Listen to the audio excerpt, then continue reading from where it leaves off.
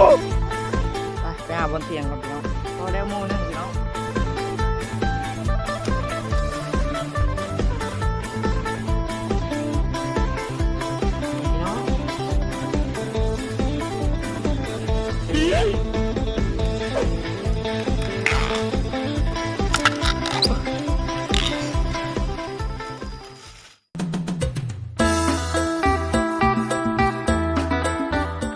สวัสดีท่านผู้ชมมื้อนี้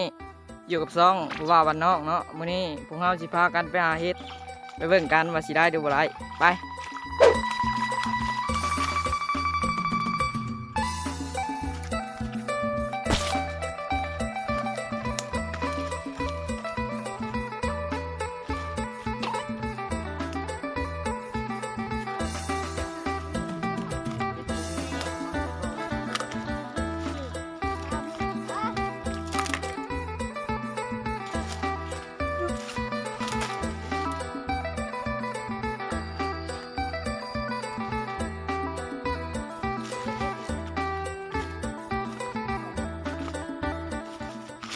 เฮ็ดนี่พี่น้องได้ดอกนึงพี่น้องหาอีกอยู่แถวนี้ครับพี่น้อง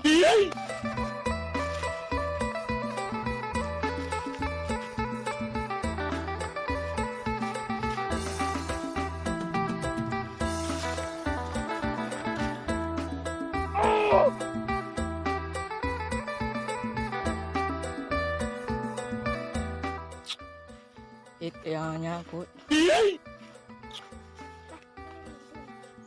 ไปหาบนเตียงก่อนพี่น้อง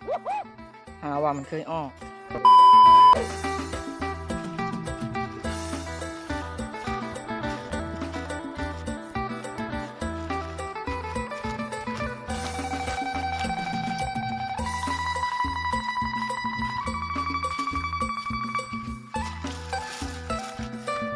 มาเบิ่งพี่น้องมาเบิ่งโอ้เห็ดพี่น้อง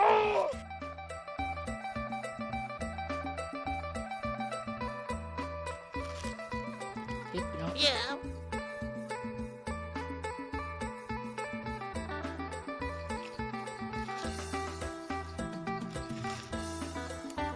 พอแล้วโม่นึงพี่น้องโม่น้อยๆ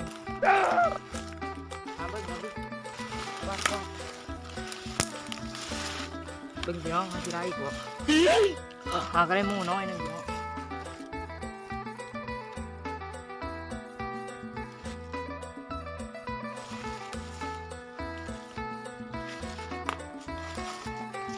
นี่พี่น้องเบิ่งพี่น้องเอ้ย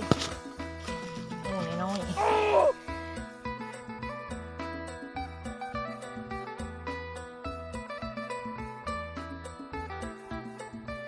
มันบานไปแล้วพี่น้องเอ้ยมันได้มือแล้วเนาะนี่พี่น้อง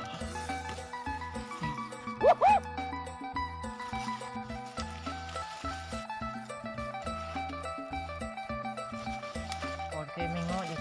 ตอดกับพ่อ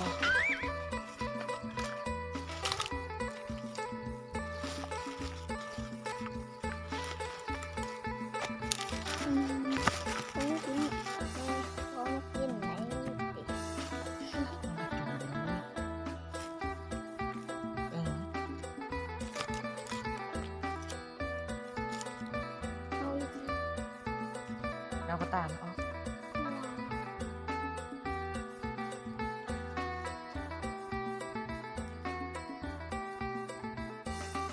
เราก็ได้โม่นึงพี่น้องเลย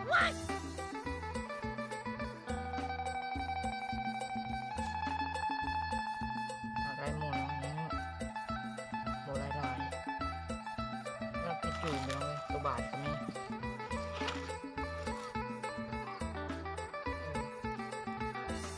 เบิ่งเทียนนี่นะคุยเอา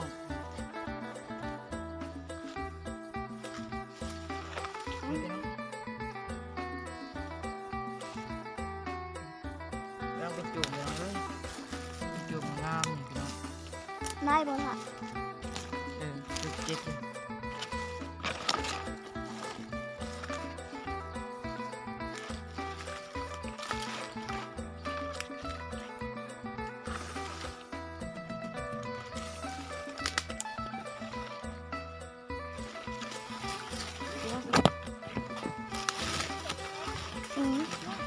บานตัวนี้เลย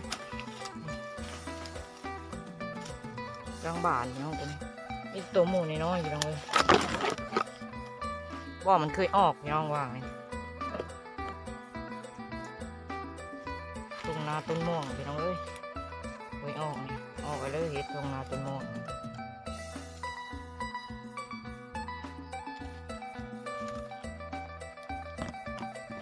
มันกำลังออกพี่น้องเลยออกมานี่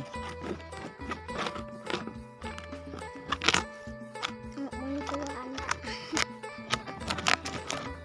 เอามาเก็บมือนี้ก็ออกนี้ออกจากเงามันเนี่ยนะมาเข้าปาร์คบ้านนี่แม่นะวะ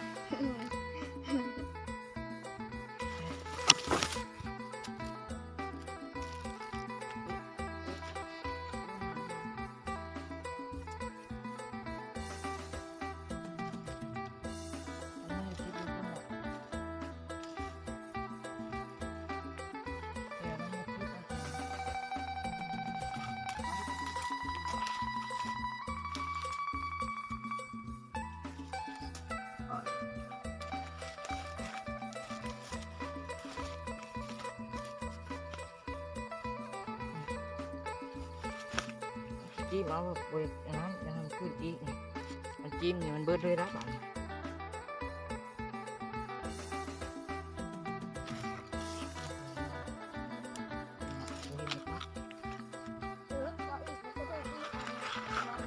ต้องไปหาไก่มา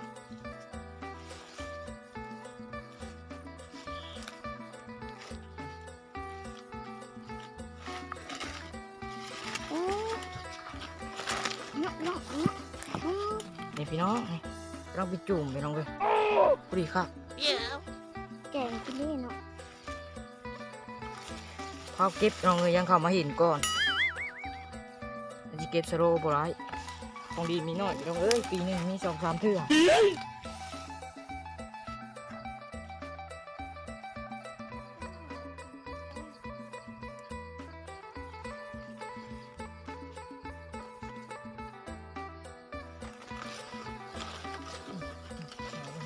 ว่าวันนอกหากินแบบที่ชาวบ้านพอกินแล้วแล้วอีก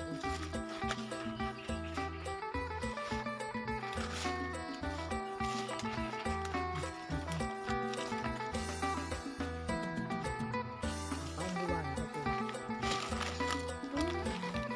ยกกินเนาะ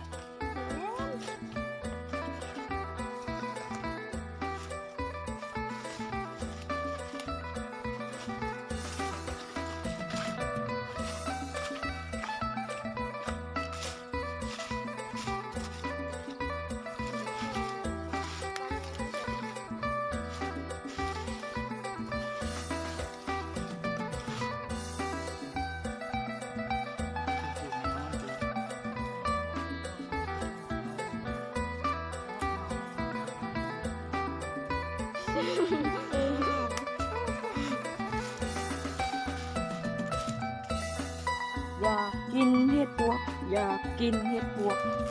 ติดอยู่ที่ว่ามันบ่ออก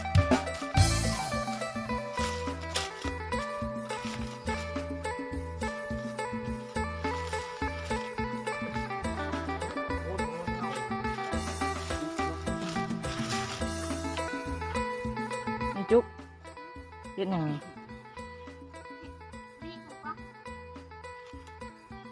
เน่าแล้ว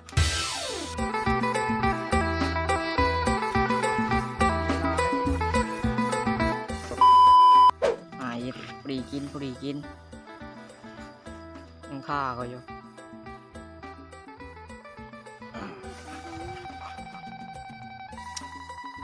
ปรีกินกำลังไปจุ่มไปน้องเอ้ยนี่กำลังไปจุ่มมาจุกเอ้ยได้ร้ายบุหิตนะติดซีนมาเนาะปั่นกันนะแบบนี้ซีน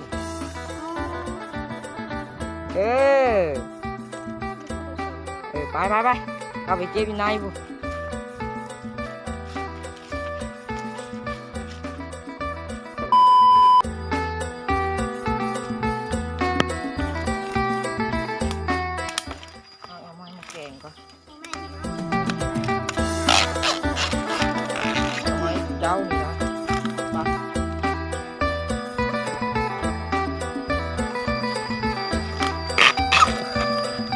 ากล้องกับนอนไม่ได้เต็มตื่น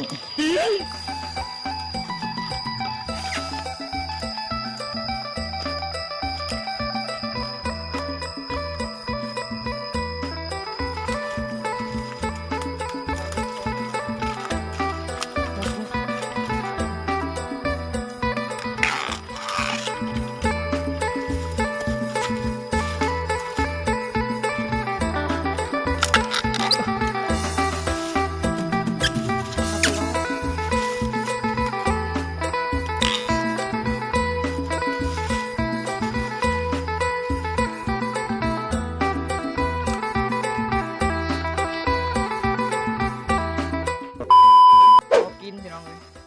นี่วีเขาอยู่มากินพี่น้องหาหน่อไม้มาแกงเมื่อสนามสำหรับคลิปหาเห็ดพวกเรากับสิริจบลงแล้วเนาะไปมักคลิปแบบบ้านนอกไปนี่กัอย่าลืมกดไลค์กดแชร์กดติดตามให้พวกเราเนี่ยช่องใหม่พี่น้องหาเห็ดคลิปแรกอะหาหน่อไม้มือแกงนะพี่น้องเลยพอกินเห็ดไปหาทุ่งเหล้าเนี่ย